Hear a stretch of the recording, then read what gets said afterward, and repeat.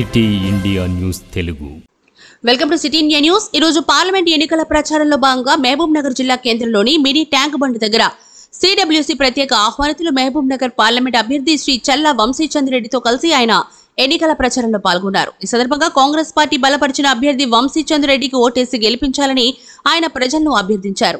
అనంతరం ఆయన మీడియాతో మాట్లాడుతూ గత ప్రభుత్వం హయాంలో అందులో మినీ ట్యాంక్ బండ్ కూడా ఒకటి అని, 50 కోట్ల రూపాయలతో ట్యాంక్ బండ్ నిర్మాణం చేపట్టినా ఏమాత్రం పనులు పూర్తి కాలేదని, ఇష్టానుసారంగా చెరువును ఇటు ట్యాంక్ కాకుండా అటు బంకు కాకుండా చేశారని ఆయన ఆరోపించారు. ప్రచారంలో భాగంగా ఈరోజు ట్యాంక్ బండ్ పర్యవేక్షణ కూడా చేయడం జరిగిందని, ఎలాంటి ప్లానింగ్ లేకుండా ప్రజాధనాన్ని నీటిపాలు చేశారని ఆయన చెప్పారు. పార్లమెంట్ ఎన్నికల సందర్భంగా మా కాంగ్రెస్ పార్టీ అభ్యర్థి చల్లా వంశీచంద్ర రెడ్డి గారు మేము అందరం కలిసి మార్నింగ్ వాక్లో ఓటర్లను కలిసే కార్యక్రమంలో భాగంగా ఈరోజు పెద్ద చెరువు ప్రాంతంలో మార్నింగ్ వాక్ చేస్తున్న ఓటర్లను కలుసుకుంటున్నాము. వచ్చిన తర్వాత ఈ ఇన్స్పెక్షన్ కూడా చేయడం జరిగింది.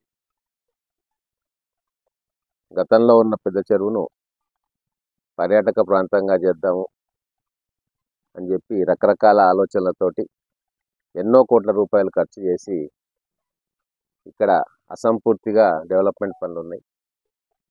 దాదాపుగా 50 కోట్ల రూపాయలు వర్క్ ఆల్రెడీ జరిగిందని చెప్తా ఉన్నారు. మరి ఇంకా దీన్ని పూర్తి చేయడానికి ఇంకెన్ని కోట్ల రూపాయలు రావాలో, ఏ డిపార్ట్మెంట్ నుంచి డబ్బు రావాలా, ఎవరు క్లియర్ చేస్తారన్న క్లారిటీ ఏది లేకుండా ఇష్టానుసారంగా ఇక్కడ ఒక ప్లాన్ లేకుండా ఈ చెరువు డెవలప్మెంట్ ప్రోగ్రామ్ జరిగింది. దీన్ని మినీ ట్యాంక్ బండ్గా చేద్దాం అనుకున్నారు, కానీ ఇప్పుడు అది బండు గాక ట్యాంకు గాక చుట్టుముట్టున్న ప్రజలందరికీ కూడా ఇబ్బంది పాలవుతూ ఉన్నారు. చిన్న వర్షం పడితే చెరువుల్లో నిలవాల్సిన నీరు బయటికి వెళ్ళి కాలనీలను ముంచెత్తిన విషయం మనందరికీ తెలుసు. ఇంకా చాలా అసంపూర్తిగా ఉన్నాయి పనులు.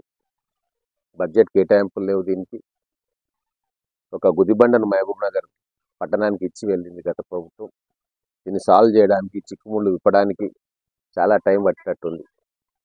అందుకే ఒకసారి వచ్చి చూసి మినిమం రిపేర్స్ ఏమన్నా చేయాలన్నా, రాబోయే వర్షాకాలంలో కాలనీలు వరద పోటెత్తకుండా, మురుగునీరు ఇళ్లలోకి రాకుండా మినిమం చర్యలు ఏం చేయాలో ఇంజనీర్లను ఆదేశించడం జరిగింది. రాబోయే రోజుల్లో ఆ డ్రైన్ పనులు కూడా అది శాంక్షన్ చేయించుకున్నాము. ఆ డ్రైన్ పనులు కూడా తొందరగానే అధికారులు మొదలు పెట్టబోతా ఉన్నారు. కోడ్ వచ్చింది కాబట్టి ఇప్పుడు మేము వాళ్ళతో కూర్చొని సమీక్ష చేసే పరిస్థితి లేదు. ఖచ్చితంగా ఎలక్షన్స్ తర్వాత ఈ ట్యాంక్ బండ్ మళ్ళొకసారి సమీక్షించి ఎంత తొందరగా వీలైతే అంత తొందరగా ఈ డ్రైన్స్ ఏవైతే ఉన్నాయో అవి ఊరు బయటికి పోయే ప్రణాళికను ఆచరణలో పెట్టబోతా ఉన్నాం.